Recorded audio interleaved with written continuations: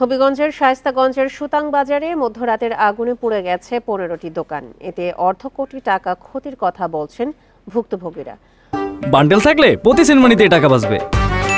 বিকাশ send money bundle কিনে জিতুন প্রতি লেনদেনে।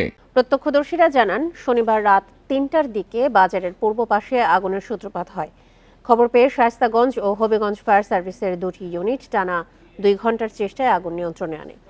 এর মধ্যে রেস্তোরাঁ, মুদি দোকান, মুরগির দোকান সহ 15টি দোকান পুড়ে গেছে। তবে এই ঘটনায় কেউ হতাহত হয়নি।